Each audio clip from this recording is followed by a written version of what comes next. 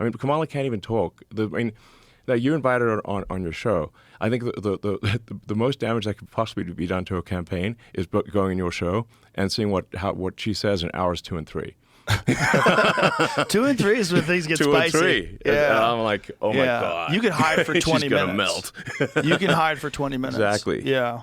I mean, you can just regurgitate talking points for, half an hour, maybe an hour, just where she's just saying like non sequiturs, but eventually she just runs out of non sequiturs. Well, they wanted to limit it to an hour. Exactly. That's why. But I was thinking of doing it initially before Trump came here. First of all, when they found out that there was a rumor, I never announced that Trump was coming. What I was going to do is just release it. The way I like to do things, I don't like to tell anybody who's coming on.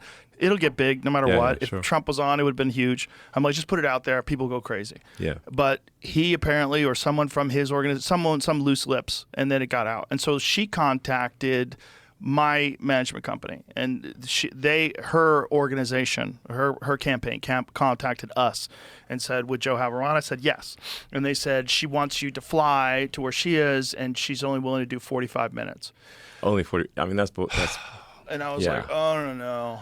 So I thought about doing it. I'm like, maybe I can get a sense. Maybe I could convince her. Maybe I could coax her into doing more time. I just wanted to talk to her. Yes. Well, I don't give a fuck what we talk about. We talk about recipes. I don't give a shit. Exactly. Just talk to me. The things like you just can't you can't just output bullshit non sequiturs for 3 hours. Right. But for 45 minutes you could do.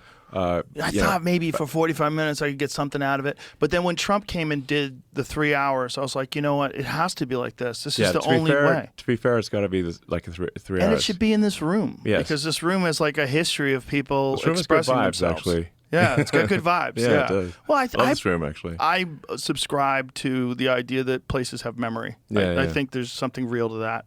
That's why it does feel that way, actually. Yeah. I'm sure if you go to Diddy's house, it probably feels real weird. Probably feels weird walking around that house. Probably like, what the fuck happened here? Yeah. I bet there's some memories in that house.